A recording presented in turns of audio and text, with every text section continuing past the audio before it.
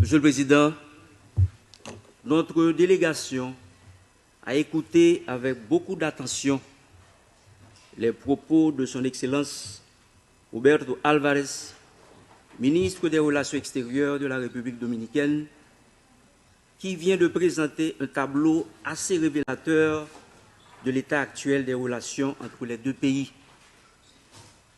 Nous en prenons bonne note, Monsieur le ministre.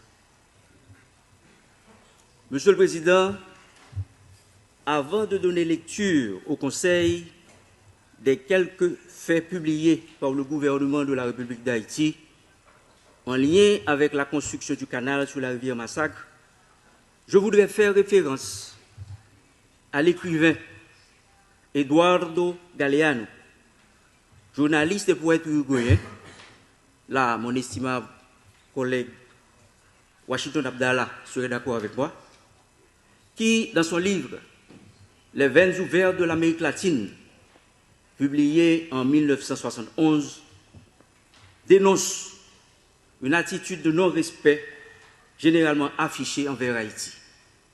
Et je cite, « Il faut le répéter jusqu'à ce que les sourds l'entendent.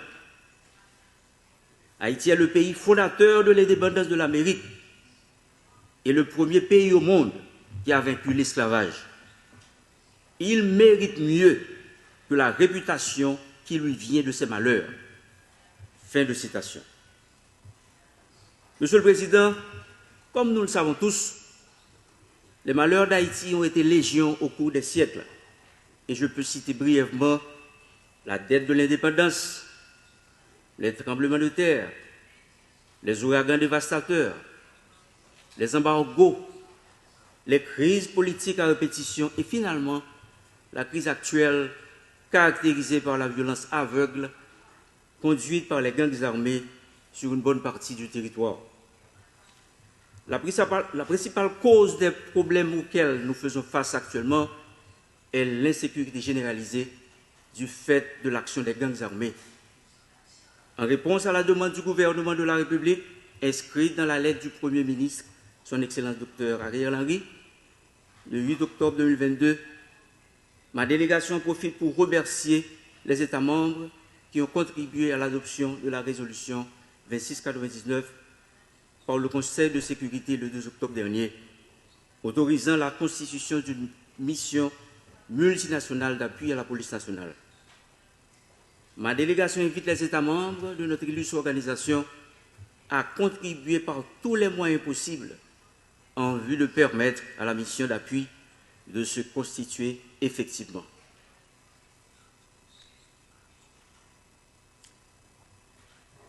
Monsieur le Président, la République d'Haïti en a assez des crises.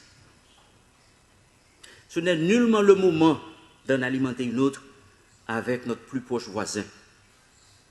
C'est d'ailleurs ce sentiment qu'a exprimé le Premier ministre, Dr Ariel Henry, qui, à une question de journaliste, a répondu en ces termes. Pas de tac au tac avec le voisin. L'essentiel, c'est de trouver une solution.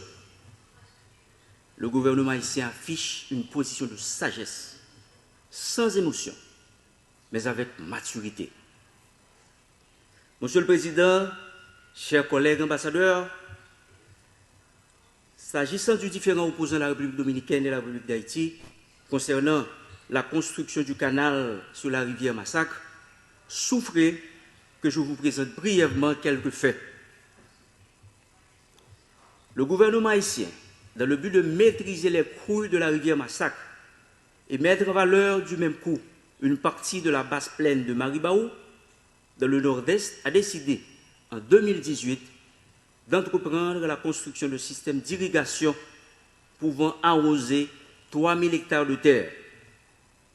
Le dit système sera alimenté par les eaux de la rivière Massacre. Celle-ci est un cours d'eau frontalier formé par des affluents prenant source tant en Haïti qu'en République dominicaine. Ainsi, le territoire haïtien contribue largement à générer les débits mobilisables de cette rivière commune.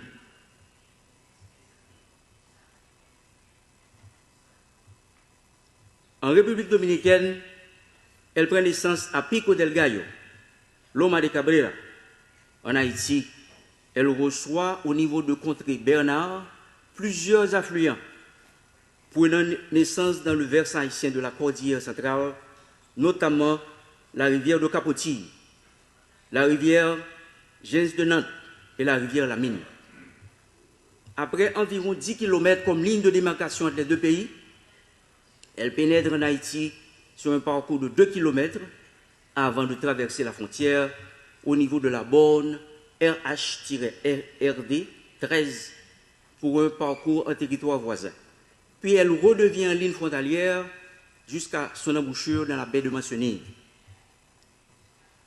De la signature du traité de paix, d'amitié et d'arbitrage, le 9 février 1929 à nos jours, la République dominicaine a construit 12 ouvrages sur la rivière Massacre dans la région de Loma de Cabrera et de Dajabón, dont 8 prises sur berge et 4 mini-barrages. Je répète, de la signature du traité de paix, d'amitié et d'arbitrage, le 29 février 1929 à nos jours, la République dominicaine a construit 12 ouvrages sur la rivière Massacre, dans la région de Loma de Cabrera et de Dajabón, dont 8 prises sur berge et 4 mini-barrages.